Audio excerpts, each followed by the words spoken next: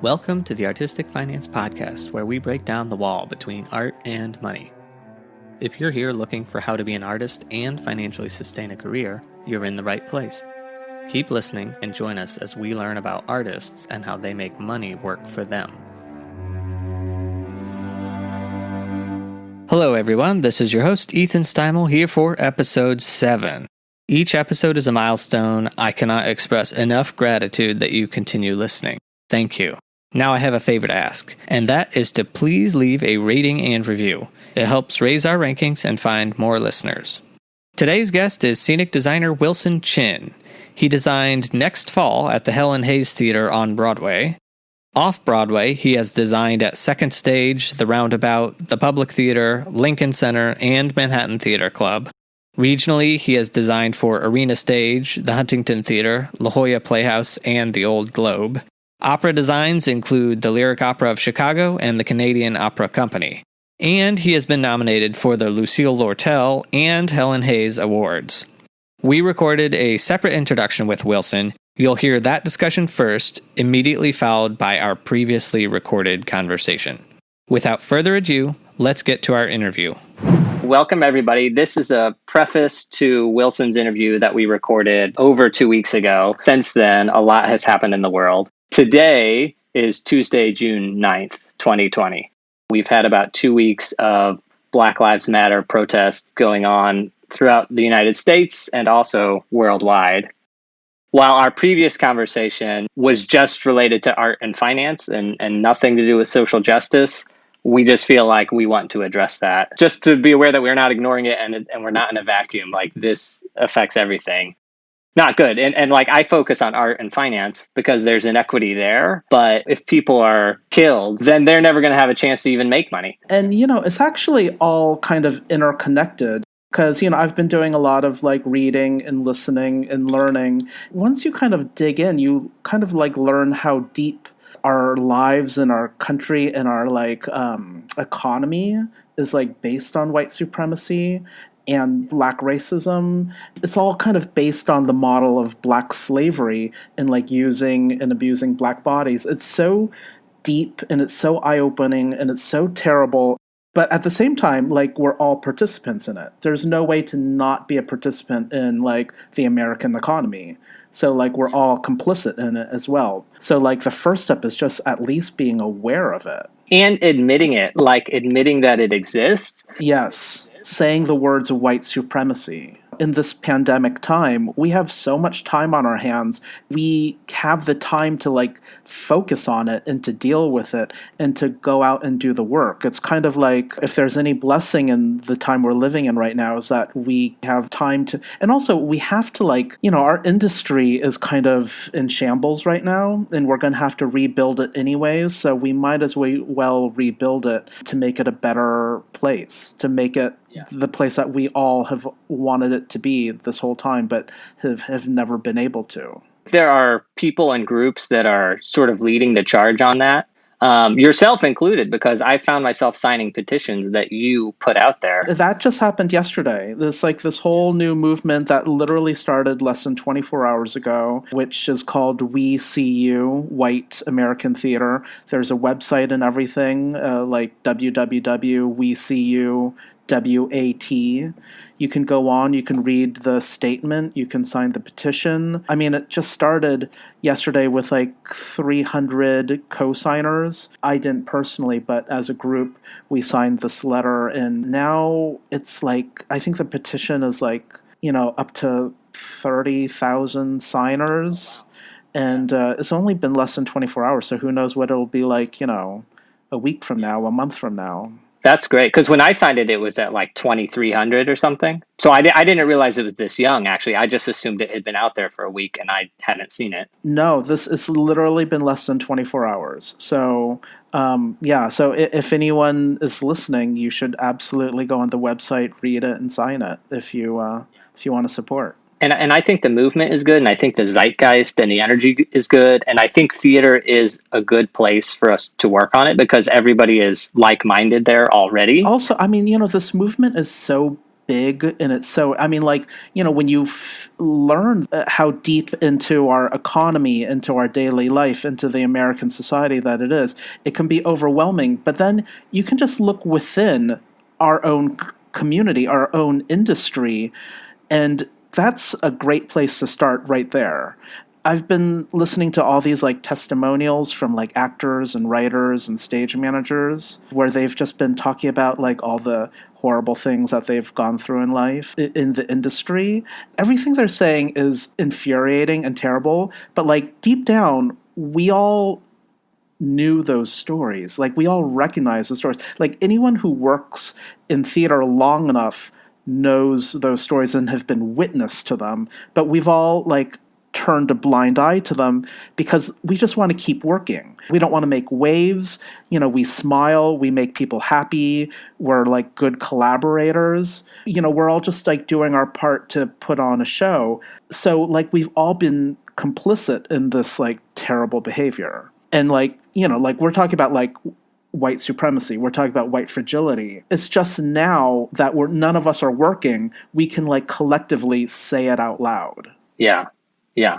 I feel like a lot of people get defensive, myself included, in that I want to say like, no, I'm not a part of the problem. I haven't historically been a part of the problem. People get really scared of that phrase silence is violence. First of all, it's true. It's sort of like with the Jeffrey Epstein thing, how all that happens and people are like, oh, everybody knew about this. We're all aware of it. Yeah, we're all guilty of this. So why don't we just like stop not talking about it and just like put our hands up and say, you know what? Yeah, this is our industry and we're all guilty of it and let's change. Let's do it now. There's a pay gap between all the races in the United States. If we're giving more work to people of color or giving them better jobs or in just inviting them into the room, that is going to help close that wage gap. Absolutely. It's also tied into finance because there's so much we don't talk about. Money is one of them. We don't talk about money. We don't talk about how much we're getting paid. And race is one of them. We don't talk about that either. We're talking now. So like you're doing your part. You're talking about money. And now we're talking about race. Yeah.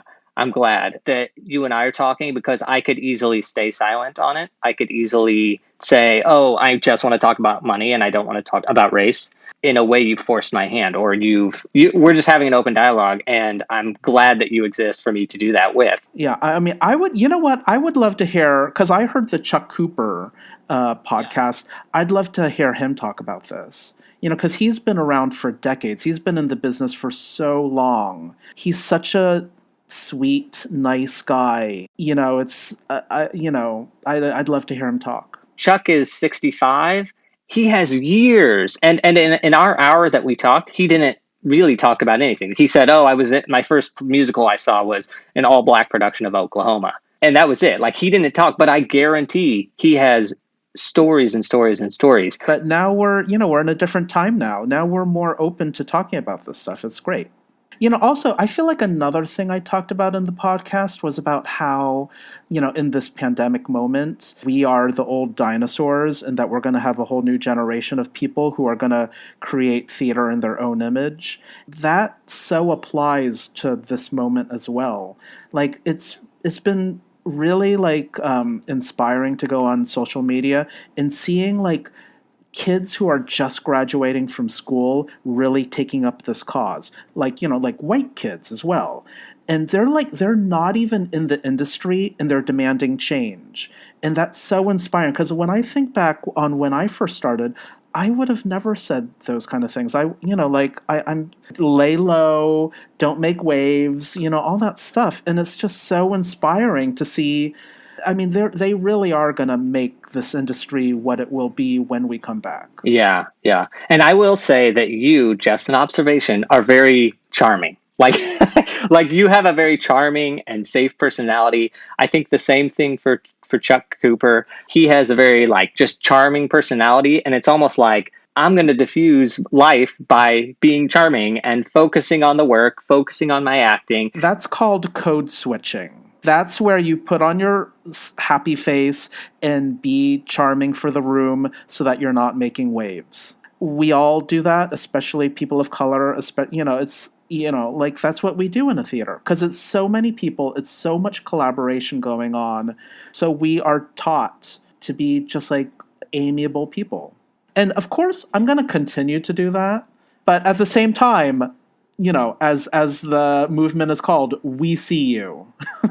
Yeah. I hope change does happen and it just becomes this sort of like we acknowledge it and we use that to propel us forward. I hope it doesn't peter out. Well, acknowledgement is just like step one, and step two is actually making change, looking around the room and making sure that our productions are equitable, that the people on stage and off stage, that it is inclusive. I think we're going to be reading more about it, about the steps that will be taken, but, like acknowledging it is step one, and it's a good step. Yeah, and talking about it for me is a big thing. My social circle, we don't talk about it. In my theater community, even though we sort of love to talk about equity and all this, we still don't really address it. Yeah, I mean, that door now is broken open. The idea that we can all talk about this. The idea that Lincoln Center Theater can put out a statement that says Black Lives Matters. I mean, that's amazing. Like, so that is one door down, next one to go. Yeah, I love it. Now in this new world, we can talk about all of it. It's great. It's great. All right. Thank you, Wilson. I appreciate it. Yeah. I also love your dog photo because it's a great photo, but I also love that there's like a protest sign in the, like next to you. That was literally after a rally. After a rally, we went to a park and there was a dog there and I petted it. And there was a photo taken. Wilson Chin, welcome to the podcast. Hi, Ethan. We're recording this on May 7th, 2020, amidst the COVID-19 pandemic, lockdown, shutdown. Deep in. Are we in the beginning, the middle, or the end? Oh, definitely not the end. Maybe the end of the beginning. Broadway shut down till June 7th. They're expecting that to go to September, if not like January or March next year. Beginning of the middle. Who knows? I can't go there. I can't, because it's so far in the future. So much is going to happen between now and then. It's like there's no point in trying to like plan your life. Don't bother. So much is happening week to week. Wilson, could you give us a 2-minute recap of how you got to where you are in your current career? Sure, yeah. I'm a set designer. I didn't study set design in college. I studied architecture because I didn't really think that set design was like a real career, but I wanted to do it. I loved set design. I loved theater, and like architecture was kind of like close to it, and it felt like a real job. So that's what I studied. And after college is when I kind of like jumped right in and was like, I can do this. Let me try at least. So it was stuff like Williamstown and going to grad school and then moving to New York and assisting for a few years, for like 3 full years, full-time assisting. And then after that, I kind of was like a full-time designer. And so it was kind of like a progression to becoming what I am. That's amazing because I always say, like, if I were to go back in my life and do school again, I would go into architecture. It's definitely useful and helpful, and I'm not, unhappy that I did that. On this podcast, I'm trying to branch out from theater people, but theater people is sort of all I know. But anyway, so I'm looking for an architect. So if you know any... Yeah, absolutely. I could give you names of people. Yeah, I think they would be like great to have on. Because I just love architecture. I'm a lighting designer, but the architecture is often what makes things look, amazing and different and unique, and it just changes everything. Even though people say, oh, I bet you love a blank stage. I'm like, that is the one thing I absolutely hate, because everybody says, oh, you can do whatever you want on a blank stage. No. Roll my eyes. Well, because you need something to light, and you have the human body, but the human body is only, we know the human body. You need something that people don't know or haven't seen before. So now let's learn about your creative personality. What is your favorite theater show to see as an audience member? Oh, I mean, I love all theater, but I guess musicals are what really brought me into the world. I was like such a huge musical queen growing up. major bad. Still am. Pick one show that you loved. Well, I love all the Sondheim musicals. Sondheim was my gateway into the world that I live in now. So I guess some of my favorite songs, like Sunday in the Park with George, and Follies, and Company, but they're all amazing. Those are good picks, not like tap dancing. Necessarily. Oh, no. Like there's like, I'm not a huge Jerry Herman fan, but I whatever. Do you have a piece of art that you love, like any type of art? I like all types of art. Or can I change the question on you? Could I say, just because you have a background in architecture, so you probably know, do you have like a favorite piece of architecture that comes to mind? I love mid-century modern architecture and interiors. It's just the kind of the line work, the proportions, the materiality. So that's kind of a favorite thing for me. That is such a set designer answer. Makes sense. What is your favorite art book or resource? My favorite artist is John Singer Sargent. And so there's this book of his that's just all sketches. And I go back to that all the time because the way he draws, his line work, his kind of like, his touch is kind of, it inspires me a lot. I kind of aspire to kind of have that kind of casual. He gets the essence of things really beautifully. It's also just beautiful. It's like poetry. Okay, so then does that answer the next question I was going to ask, which is, when you need inspiration, where do you draw it from? Everywhere. I also watch a lot of TV and I watch a lot of movies. In my work, it really comes from anywhere and everywhere. I'll go see a concert and be inspired by something I saw there, or I'll just be like walking down the street and I'll see something and I'll photograph it and I'm going to use that. What music do you listen to? All sorts. I love musical theater, so I listen to my cast albums. But I also love pop music. I also love like my women, like Beyonce and Katy Perry, and like I kind of hate listen to Taylor Swift. Like I enjoy listening to her, but I also just I sometimes I'm just so upset at her sometimes, which is wrong because I've been reading a lot of articles about how we shouldn't be so mean to Taylor Swift. Yeah, there's no reason to be mean to anybody, really. Exactly. No, we're in a pandemic. We should just have nothing but love for Taylor Swift. Yeah. I know she's not country anymore, but Chuck Cooper's answer was country music. I was totally like, didn't see that coming. Nice. Well, where is he from? Maybe he's from a place where country music... Ohio. Okay. So yeah, okay. It does make sense once you know that. I love Chuck Cooper. What are some of your hobbies? Now that we're in a pandemic, I'm all about cooking. So I've been making like really simple things like casseroles and soups, but like I also made a very intricate lasagna over the weekend. Several layers. They had like a bechamel, and I also made like a cake with a 3-layer fresh fruit cake. It was so complicated, but it photographs beautifully, and I'm going to put it on Instagram. So I made it just for the photos. Well, what is your Instagram handle? I'm at Wilson Chin Design. Because I feel like people should just go there and look right now during the interview, because you are very good at Instagram. Well, I'm a set designer and I have a lot of photos, so it's so easy. I have content for days, for years. That's what I do. It's just like a fun little thing I basically gave up Candy Crush because Candy Crush was my addiction for a few years. It kind of almost destroyed my life. So I gave up Candy Crush and I took on Instagram. So I just traded one addiction for another. Hopefully people listening 5 years from now won't know what Candy Crush is, because hopefully it will be federally banned from the country and the world. Oh my God. It's worse than heroin. But so I got to like level 300 of Candy Crush. I was in the thousands. Okay, you were in the thousands, but here's the story. My honeymoon, all my spare time, was driving my wife crazy because I was playing Candy Crush. We were playing Candy Crush and listening to the Jersey Boys soundtrack. All of my honeymoon. I've been there. Wait, where did you honeymoon? Hawaii. And you were on Candy Crush? Well, when you like go back to like shower or like get ready for dinner or something, you have some time. I'm glad you're still married. But here's the deal. I think I stopped Candy Crush on my honeymoon because I got to level 300, and at that point, there was only like 500 levels, and they just kept adding levels. This was a long time ago. Yeah, and I thought, what's the point of a game that I can never win? Exactly. There's no end to it.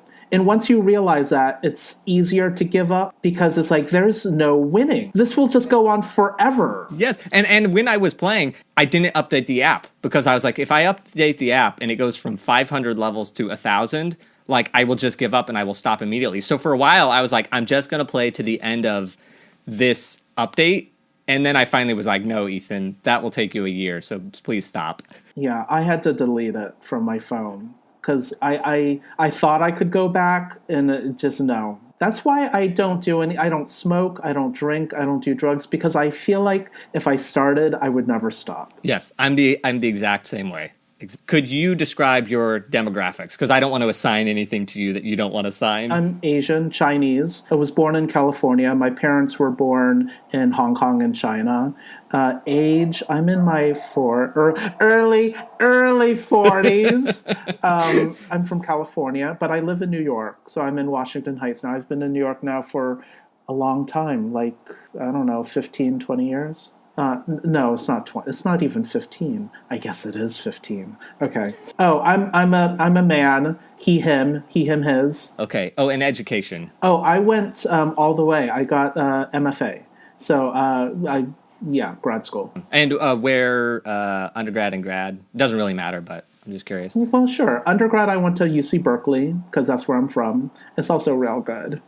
And then grad school, Yale. I went to Yale. Cool. And then did you just come to New York because you're like, I'm going to do theater Broadway? I mean, no, who does that? But yeah, I came to New York because this is where like theater is. It's where all the theater is happening. And it was great going to grad school because you move to New York with a ton of people that you know, so you're not alone. It feels it's a good way to move to New York. Yeah. Do you consider yourself bad with money, like a stereotypical artist? No, I think I'm pretty good with money. I'm pretty good. I think, I don't know. There's better, but I'm okay. When you started out, what did your finances look like then? The great thing is I moved to New York without any debt because that was like the last support I got from my family. It was like, we're going to pay for your education and then you're on your own. So that was fantastic to be able to move to New York without student debt. But I did start from just that. And so assisting was a great way to make money because it's a real job, and you're still learning so much doing it. So that was how I made a living for 3 years. Theater is hard. It's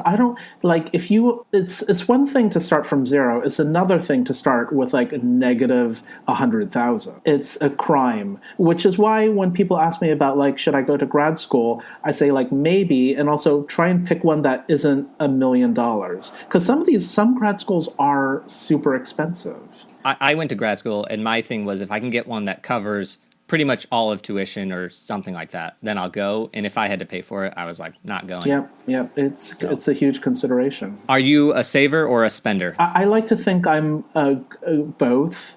I save money. I do that thing where like my bank automatically takes out $300 a month out of my checking and puts it into my savings. So that's my way of savings. But I also like am not afraid to treat myself when I want to. So I don't know. I think I'm pretty okay at both. I just want to point that out because this is something because for whatever reason, for years, I always try to get people in the arts to open up IRAs. Like when they graduate college, I'm like, and I meet somebody, I'm like, oh, you have an IRA? Are you saving? And like it's sort of a joke because nobody has money when they get out of school. But I'm like, you need to start now.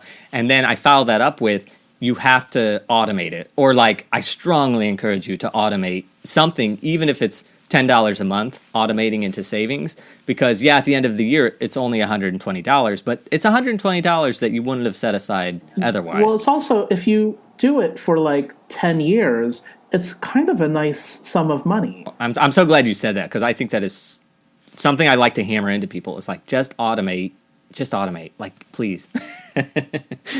Are you risk averse or a risk taker? I don't think I'm that risky.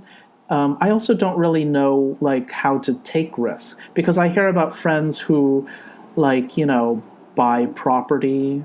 I still rent. My apartment is a rental, and I've been in this apartment since I moved to New York, and it was rent stabilized. So I pay very little for what I've got. And I don't know what I would have done without it. But then, like, I also hear about people saying, like, oh, you have to buy something so that one day when you sell it, you get your money back and you make some profit. But I've never done that. So there's like a certain level of spending and financing that I haven't gotten into. I should probably find somebody who's really good with real estate, because I think that's a whole podcast episode I need. I could give you some names. Yeah? I'll give you some names. Wait, are they artsy people? Yeah. Oh, yeah. Okay. No. Yeah, like another set designer. I'll give you another set designer. Okay. Yeah, because like I think most art people rent. Well, most people in America rent. But like most people on this podcast rent. But there have been a couple that have bought and encourage people to do it. But I'm of the opinion that there's no right way. Like, renting is right for me and my wife, but buying has been right for some other people. And there's pros and cons to both, because if you buy something, you have to take care of it. Well, and I justify my renting because my place is so cheap. I feel like as though I'm not throwing money out the window because it's not that much money. I want to ask how much you pay, but I don't. I'll just tell you. It's like $14.50, and I live alone, and it's like a nice big 1-bedroom. It's my studio's in here. I have room for all sorts of things, and I have nice light, if you can't tell. That's amazing. That's awesome. How did you grow up around finance? Did you have good examples or bad examples? I think I had really good examples. I grew up in a restaurant. My parents ran a restaurant. It was like a family business. My parents worked the front of house, and my uncles and my grandparents ran the kitchen, the back. They worked 6 days a week, like 12-hour days for like, decades. So I think I grew up with the mentality of like, every cent you make, you work for. Like the idea of like making money out of money was not something I grew up with. So I feel like that's how I still live. I feel like, like I got to work for every cent that I make. And I mean, I know nothing about this restaurant business that your family was in, but now with this pandemic that's happened, we realize that people who work at restaurants, many of them are in a way just like theater people, in the sense of they don't have any savings. If they don't work that day, they're not getting paid. If they take a week off, they don't get paid. Exactly, yeah. No, I that was like my whole childhood. And there are similarities. There's also it's like a customer service that happens during certain hours, like the peak hours are like 8 o'clock. There's like showtime, it's like our show start at 8 and people start coming into the theater around then. So like, I remember when I was in high school, even when I was like wanting to like work on shows, because I would help out at the restaurant and I would be leaving the restaurant when it was starting to get busy. So like working on shows, like, backstage work or like follow spot, I felt bad because I was like, bye mom, bye dad, I'm going to go do a show right now as customers are coming in. Has there been a political or a social or a personal event in your life that has shaped how you view money? 9/11 happened while I was in grad school, so I hadn't started a professional career yet. The stock market crash, that happened maybe my third year in New York. My career was like building nicely at that time. It didn't really. I'm really lucky. It didn't seem to affect me. But who knows? Like, if it hadn't happened, where would I be? I feel like that financial crisis affected theater in some areas, but not other areas.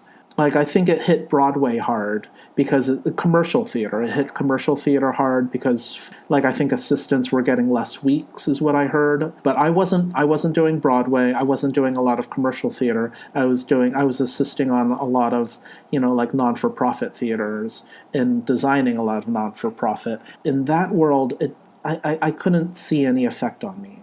Have you had any health challenges throughout your life? No, I also never go to the doctor, so I might be like all messed up inside and not know it. Yeah. So far, everyone has been healthy. I'm just waiting for somebody to be like, yeah. Just because I feel like in the USA, that's a really important question, I think, even though just because I know I'm going to get somebody who's like, yes, I have $500,000 of medical debt. Oh, it's a knock on wood, and thank God. Do you think about money often? Like, do you worry about it on a daily basis? I don't worry about it, but I keep track of my finances. Because I feel like if you keep track of your finances all the time, then you don't have to worry about it. I feel like I keep it all on, not on paper, but on my computer. I have a little, like on your MacBook, you have, what is that app? Like Notes? I always have a little notepad, a little Post-it note that like shows all of my shows and how much they still owe me. So I always have a running tally of how much money I have coming in. And that tells me how many more months I have left to live. And is that how you've budgeted your whole life? Is that like what you consider your budget? When I first moved to New York, maybe like 3 or 4 years in, my checking account got dangerously low. And it surprised me. It was like I went to the ATM and I looked at the receipt and I was like, what? Like that. So that was shocking. And I vowed to never be shocked by that again.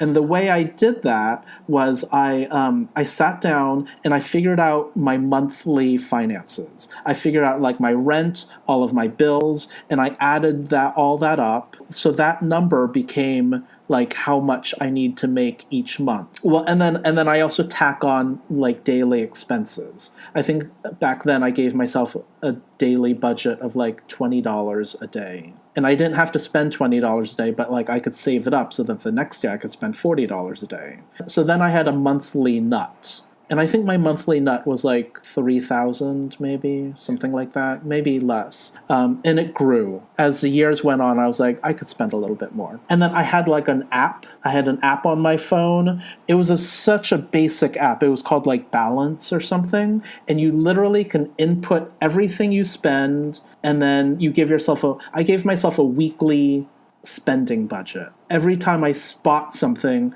I would input it in. And then like at the end of the week, I can tell if I've saved anything, if I overspent, and then it carries over to the next week. And I lived like this for like almost 10 years. Like for 10 years, I inputted every single thing that I bought into this app. And so it just kept me on track. And then so like if you do that, then you never have to worry about money because you know exactly how much money you have. You know exactly where on track you are. That's amazing. Yeah, that's you're pretty good with money.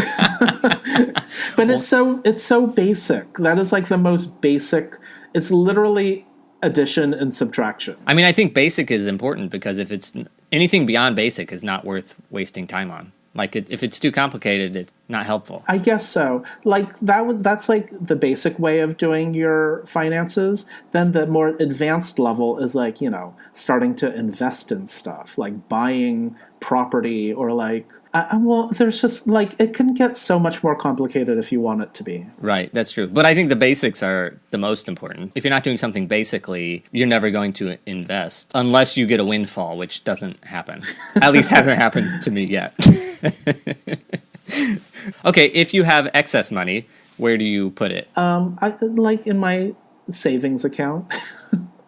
Well, okay, that was the way I lived for a long, long time, but literally just recently, like in November, so, 5 or 6 months ago, I got I invested. Wow. Well, yeah, because remember how I would put $300 a month into my savings account? Yes.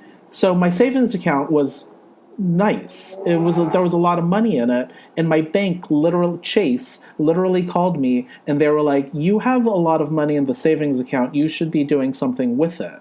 So I went in for a meeting and they said, "Okay, so like you should do this with your money, like start a portfolio. And so I did it. And then for a few months in there, I was like, this is amazing. And this was like, like making money out of money. And I would like check it every day, and I'd be like, I can't believe I'm making money just sitting, like just having money sit in this portfolio.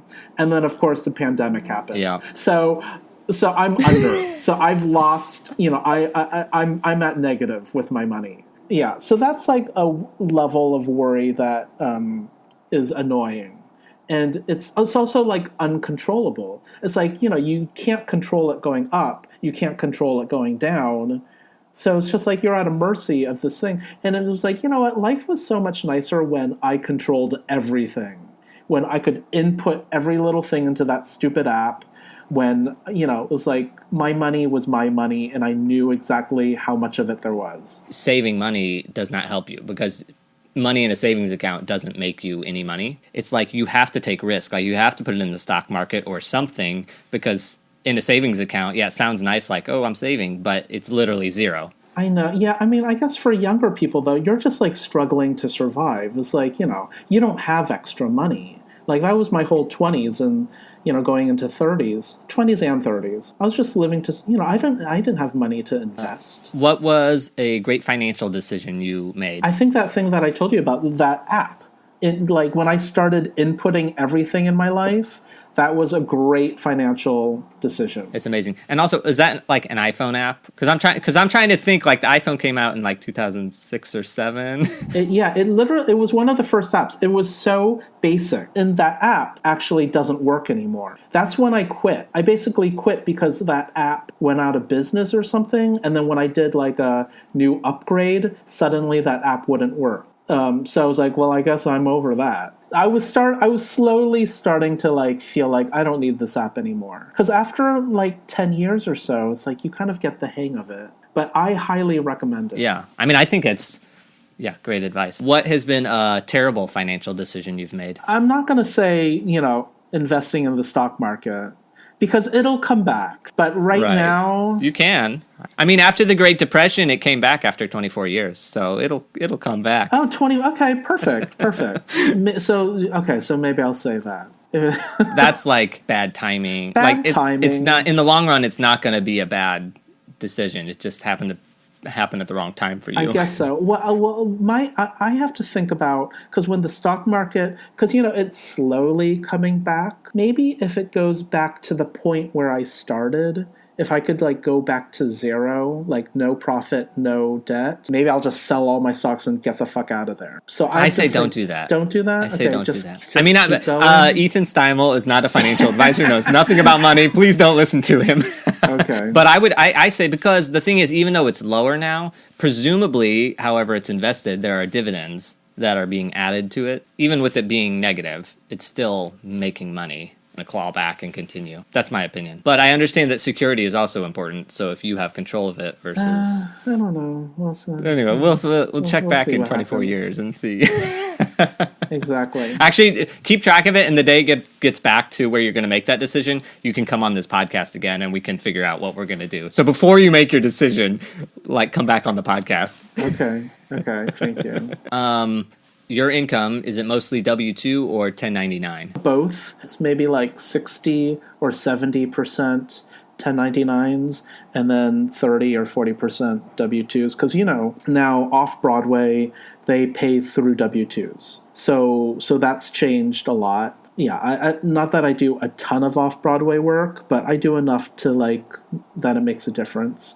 And now California is also switching to W-2s. So that's once we start working again, that's gonna affect my life in a good way. And then also, anytime I do any TV and film work, that also pays through W-2s. So the TV work and the off-Broadway work that I've done has really saved my butt during this whole unemployment thing. I was able to get through online really easily. I didn't have to do all the phone calling and stuff that I know a lot of our colleagues had to go through. So because you have so much 1099 income, do you file your taxes quarterly? No, and I guess I should do that. I file them at the end of the year, and then I get I get smacked with like pay this, pay that.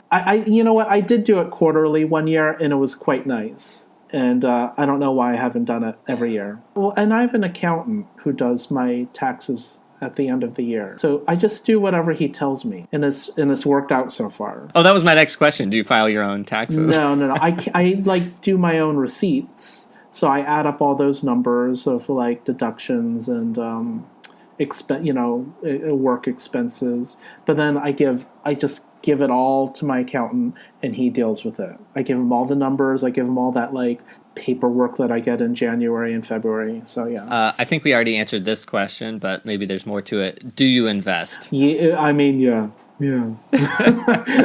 Let's see how it turns out. But so you just went to Chase Bank because they said, "Come, you need to do something with this."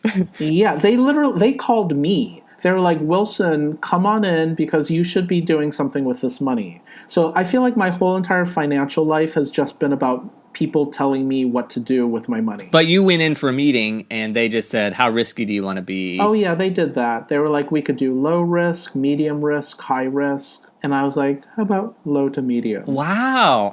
Everybody I know always just says high risk. Well, what I enjoyed was they also give you a list of stocks that you object to. Like if there's like, do you not want to invest in like petroleum or oil, like weapon, a whole list of things. So that was kind of nice. I was like, great, yeah, and I like checked off a bunch of things. That's amazing because I sometimes have that dilemma. Not really, I don't really have this dilemma, but banks are trying to be better about being ethical, so they've started doing that. But when Nicole and we invested, they were just like risk, and that wasn't sort of an option. So I wonder, like, sometimes I think like we should go back and say like we prefer to be more ethical. Yeah, I feel like you can do that. Yeah. I think we definitely can. It's also like, what is ethical? Because it's easy to be like, okay, no big oil, no tobacco, but everything's complicated because everything's intertwined, and it's like, okay, so maybe you don't have a weapons manufacturer, but they're producing like this little piece of equipment for like a medical company. Oh, I know. Anyway, but the banks have figured it out, so at least that's I think that's better than not doing anything. I mean, I guess. I'm still very ambivalent about me participating in this at all, so. It's good. In the long run, it's going to be amazing, and it's going to be great. Okay. Okay, do you have a retirement plan, and or what is it? My retirement plan is basically whatever the union has been doing with us, because we do have the pension and welfare. That's my retirement plan. Yeah. And I would argue that your investing might be part of that, too. Oh, yeah, because part of my investment is an IRA. Is that the thing that, you can't really touch that until you retire? Yep. Yeah, so I have half of my invested money is IRA money, right? Yep. Okay, yeah. So I have an IRA. Oh, nice. Because sometimes at the end of the year when I do my taxes, my accountant will say, hey, you should put some money into your IRA. Oh, that's wonderful. That's totally a retirement plan, yeah.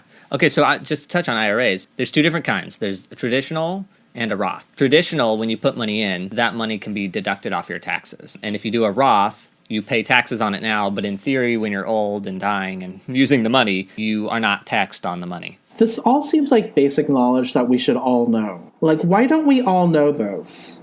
I feel like Wall Street makes it deliberately confusing so that people like us don't know what we're doing with our money, so that they can become the experts, and then we are left to like talk about the difference between IRA and Roth IRA on a podcast. I was like, why is it so confusing? Why is like this like basic vital knowledge withheld? It's stupid. And why is it complicated? But that's a whole bigger discussion on like why are taxes so complicated? Well, why is something that's so vital to our lives being made complicated? Yeah, I mean, I should probably do some research, but I know there has been certain legislators that have been pushing for like a public option of an IRA or a 401k, because traditionally it is through your employer, and a lot of theater people don't have like an employer, so therefore they don't get a 401k like most of the rest of the workers do. It's so complicated. They're working on trying to make a public option where you buy into a public IRA or 401k, and then going from job to job, whatever job it is, just puts money into that I mean, that sounds nice. Yeah, it is nice, and they're trying to make it feel like it's getting closer to happening. It's going to happen, but whoever's pushing that, like Elizabeth Warren or something, I just credited her for, it's not her, but I think that would be a great thing where it's like either automatically started just when you start your first job. Anyway, so I'm hopeful for the future for that, because I think we are getting to it, because it is just so complicated, and so many people, therefore, just don't even start anything, because there's so many options. There's an IRA, there's a 401k, there's a SEP IRA. It's so complicated. There's life insurance. So, and it's systematically complicated, and it's to the benefit of those people on Wall Street. They are deliberately making it complicated so that they can profit from it. Why should you put money in an IRA? This goes back to banks don't give you any interest. So instead of saving, which would be the logical thing for a human being to do for their own personal budget, we have to put it into the stock market, because if you don't put it in the stock market, you won't make any money. Exactly. So yes, why is it set up that we have to put it into an account that we can't touch for 30, 40 years, when in reality, what would be best for us would just be saving on our own? It makes me upset. Rants from artistic people who know nothing of finance and are confused by it. It's not my fault that I don't know anything about money. It's systematic. It's the man pushing us down. Yeah. It's not my fault. Are there jobs that you have that are more lucrative than others? Do they sort of offset your less lucrative jobs? Generally, work in New York doesn't pay as well as... I do a lot of LORT theater, like regional theater work, and it's pretty good. You can make a living. I mean, I've been very lucky to be able to make a living doing it, because I've been able to get enough work lined up every year to make a living doing that. And so regional theater work pays nicely. Off-Broadway, like the major off-Broadway theaters are pretty good. But, like when you get to the really smaller ones, it's the work you do is sometimes can feel a little pro bono. It feels more like an investment in your art rather than an investment into your finances. Like summer theaters don't generally pay well. You're generally doing it to, meet new people. And then the best of all is working on TV or film work, which literally pays 3 or 4 times the amount theater does. So when you combine all of that, you can make a good living. You can make a living. You and I both know this, working as an assistant or an associate on Broadway. That's nice. That is good stuff. Up until just a couple of years ago, I would sometimes take a week or two of Broadway assistant work, because A, it pays nicely, and B, you get to work on a big Broadway show, which is super fun. And you're still learning. And you never stop learning on any show that you do. So, I would still do that right now, because I love it. And also, you work with fun people, because you and Peter are so close. Well, no, Peter didn't do West Side Story. No, that was Jan Versveld. Have you worked with him before? First time. Is he amazing? You don't have to tell me. I loved West Side Story. It was so good. I know, and I'm afraid, I hope you're not one of the people that saw it and everyone else never will see it. I'm hoping it reopens. Oh, I know. What's great is I saw it multiple times. I saw it first preview, and then I saw it a couple of other times during previews, and then I went to opening night. And so from first preview to opening night, massive changes in lighting. You guys really went in there and changed it all up. Not always for the better, but it was massive amounts of work. Yeah, I think that'll be a hard show to reopen just because it's in such a big theater. Although maybe people can be socially distant in there or something. But I figure it's going to be hard because it has a huge cast. It might be a while till Broadway reopens. How important has this? These are two questions that I'm sort of going to combine. How important has your personal support system been throughout your career, and how important has your professional network been? Theater is so much of my life that really the professional and the personal have really super intertwined. All my friends are colleagues, so it's all the same. So yeah, when I moved to New York, I moved to New York with all of my grad school friends, but also I had a huge Williamstown network. So between the two, I did have a support system, and the support system is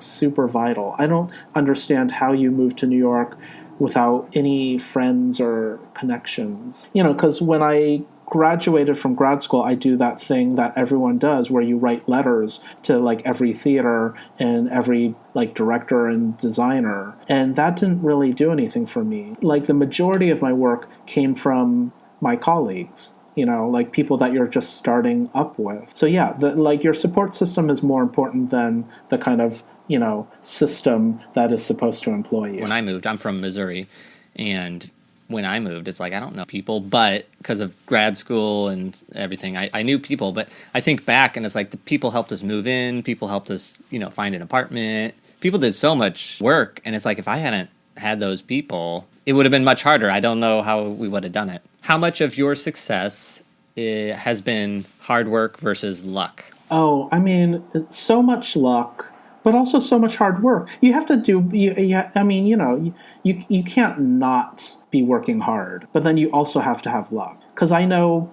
people who just had one or the other, and it doesn't always work out. Yeah, and the thing with luck is like luck, I think, always plays a part. I know a lot of hard workers who have never had a lucky break, and some that are at the end of their career and never got like a lucky break, but are hard workers. I know, which is why it's like you can't compare yourself to anyone else because everyone's path, everyone's journey is so different, like how they got there. So it's like you can't really copy any path. It's so contingent on so many different things. And the other thing with luck, it's like you've had a good career, but like you came from California. Like I'm sure luck played a part into all the shows you've worked on, et cetera, et cetera. But you also like moved all the way from California and worked hard. So like you put yourself in place of any luck. Like if you had stayed in California, some of the things that we might call luck would have never applied to you. Yeah, I guess moving to New York was a necessary step. I don't know if you put in the category of hard work. That was like a life decision.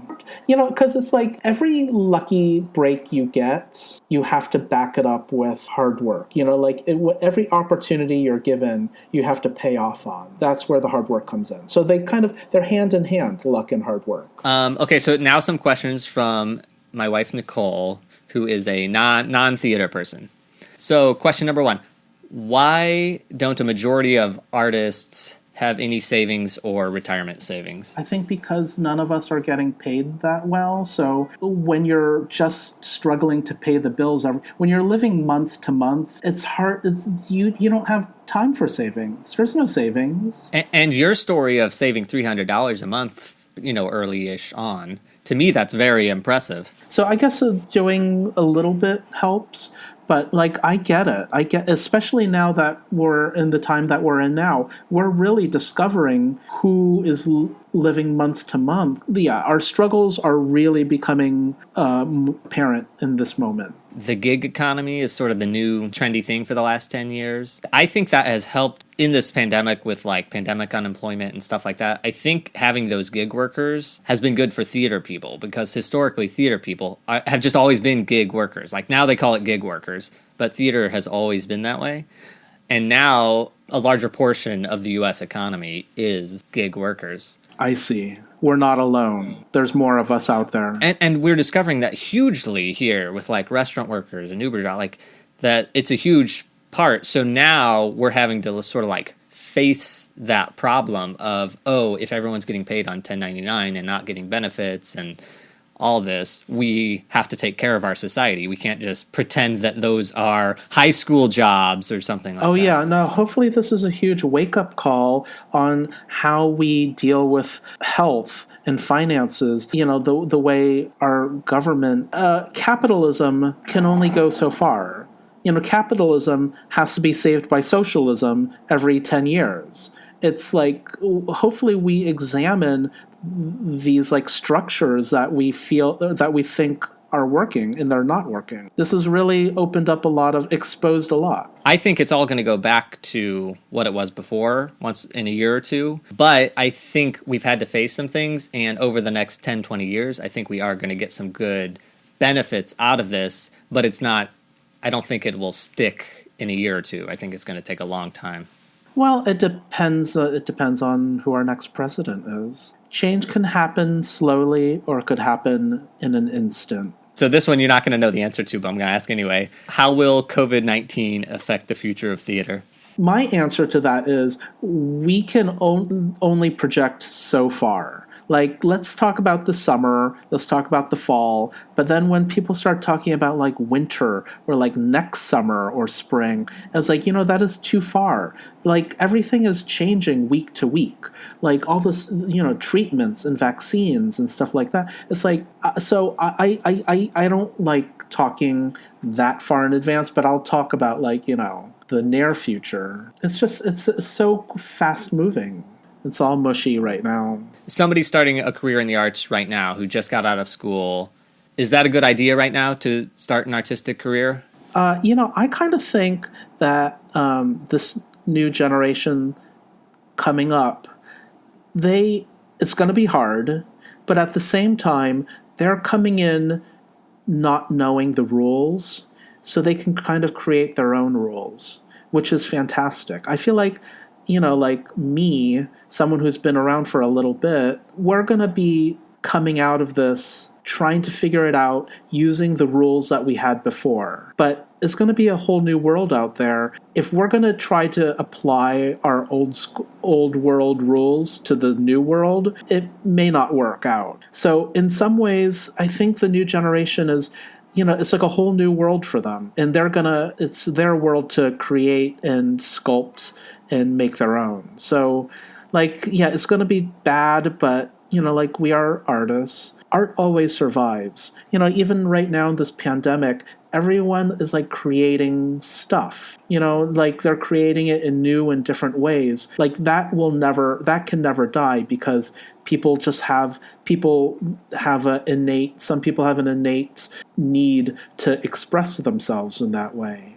So it's new rules, but same passion. Yeah, I think that's a great answer because it's like if they can start now and figure it out, then they're going to be golden. Well, when you look back at like previous pandemics, when you look at the 1819 pandemic, and then you look at the years after that, like some of the greatest artists have come out of that. Like Shakespeare. When the plague happened, he had only been starting out his career. He had only written like maybe 4 or 5 plays before the plague. The vast majority of his work came afterward. And then I look at the 1918, and then you look, like Charlie Chaplin and Noel Coward and Eugene O'Neill.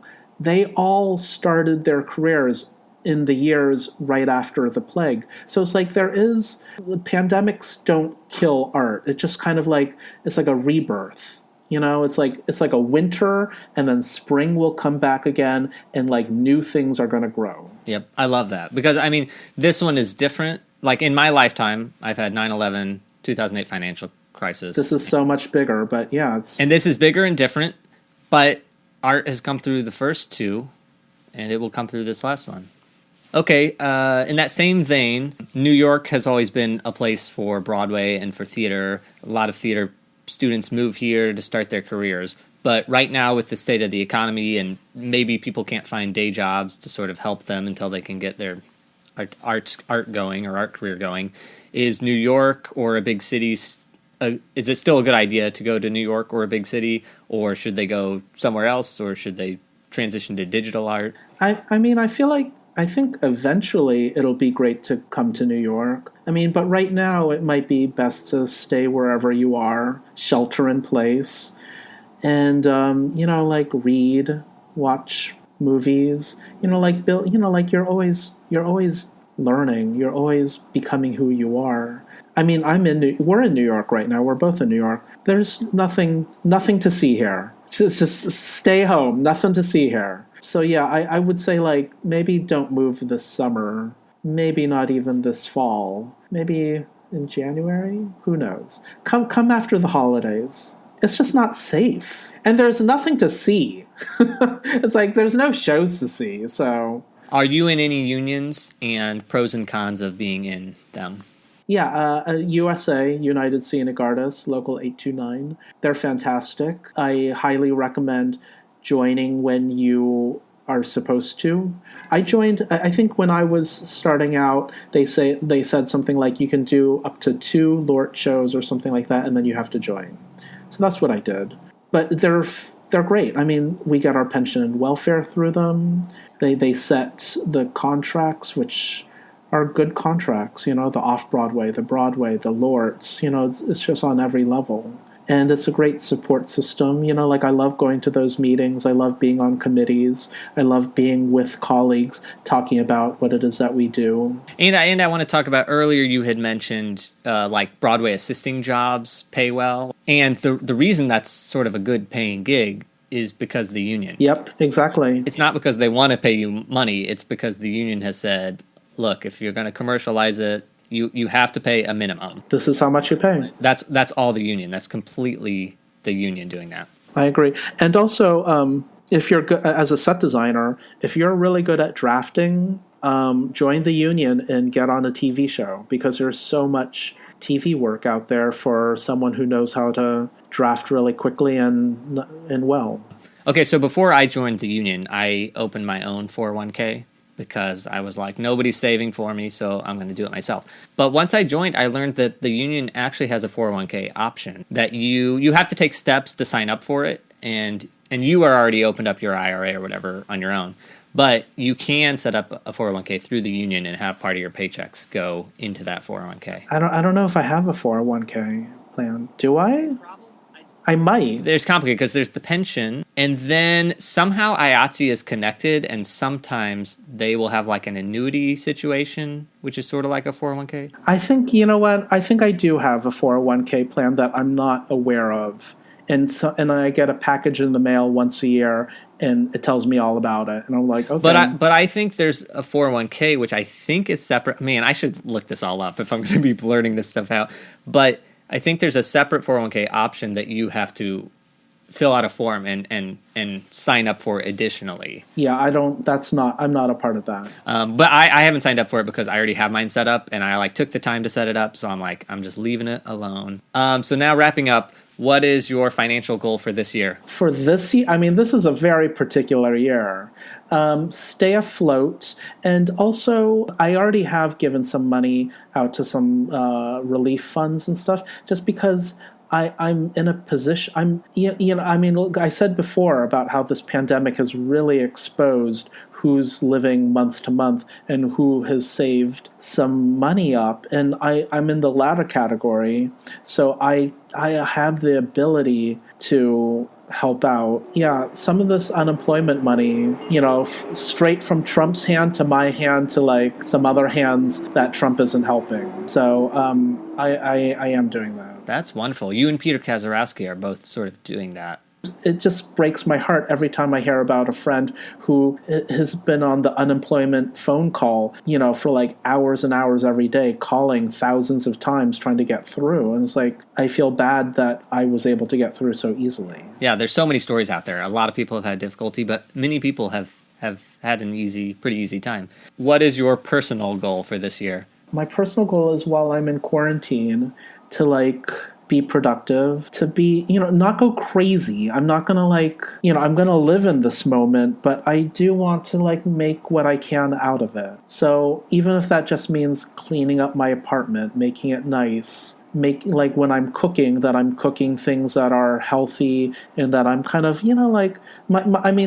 my food over the last few weeks have gotten progressively better and more complicated. So I'm growing on that front. I want to read some things that I've always wanted to read, and just slowly and not obsessively trying to be making the most out of this. What would your goal be if money was not an issue? If I had all the money in the world, I would quit the business. I would get a nice, high-rise apartment and a luxury. I would be such a good rich person. I would travel. There was so much I would do if I had all the money in the world. Travel. I haven't traveled in so long. I haven't been on a vacation in so long. But this is our vacation now. But also, if I had all the money in the world, I could give it to all sorts of causes, it would be, I would be one of those rich white ladies who goes to benefits and on board of directors and stuff like that.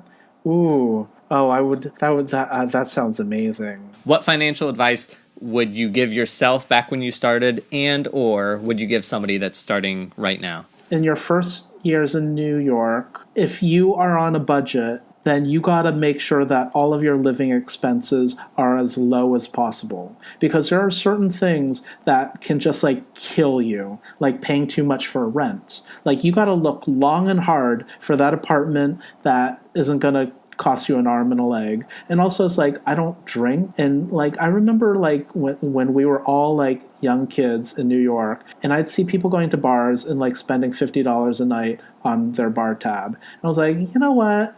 I can't, no. I'm saving my money because that is too expensive. So I think just like living your simplest life, just living towards a practical budget. Yeah, that's great. Okay, final two questions.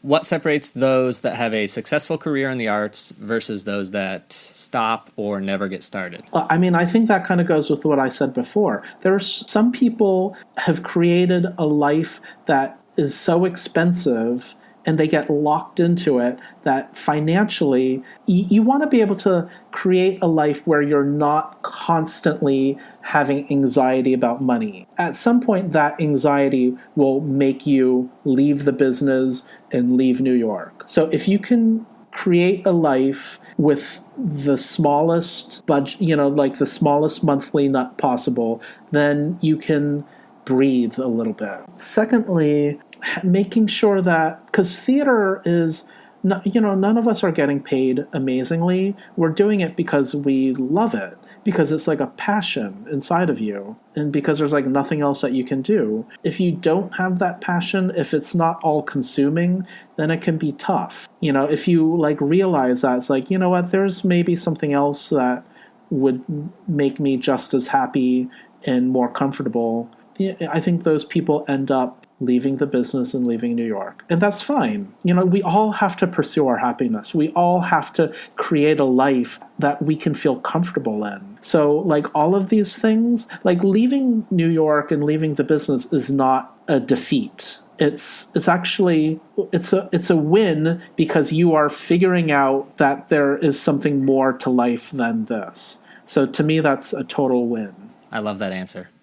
Where can people find out more about you? Oh, well, for sure. I wanted to do the Instagram earlier because I just know people would benefit from going to your Instagram. Well, we should begin with it and then we should end with it. You can follow me on Instagram at Wilson Chin Design. I'm kind of a big deal. I put out really good content. You do. You have gorgeous, totally gorgeous photos. Without filters.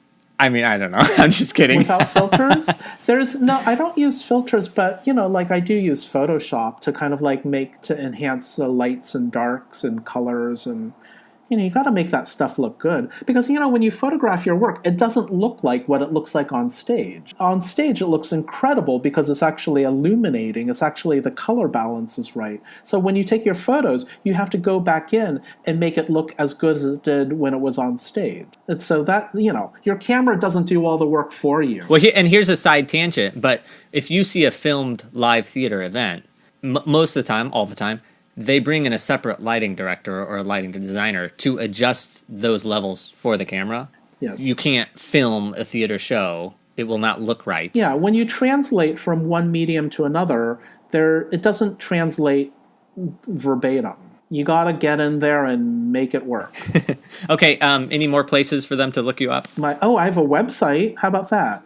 www.wilsonchin.com. You know what? Just look me up. I'm on Google as well. Okay. All right, Wilson, thank you so much for sitting down and talking to me. Thank you. This was fun. That was our interview with Wilson Chin. My takeaways were: keep a budget, simpler is better, keep living expenses low, find a low rent and or a rent stabilized apartment. Renting is not throwing money out the window. Buying works for some people, but it isn't necessary for wealth building. Don't go into debt for college or grad school if you can help it. Even with a market crash, with a long-term outlook at retirement, there is no reason to panic. That's it for today. Until next time, break a leg. Thank you for listening to Artistic Finance. Find more information on our website, artisticfinance.com. Please subscribe to our podcast and please leave a rating and review. Artistic Finance is produced in New York City by Nicole and Ethan Steimel. Producing consultant Ann Nygren Doherty. Graphics and website by Josh Cutler. Music by Chang Liu.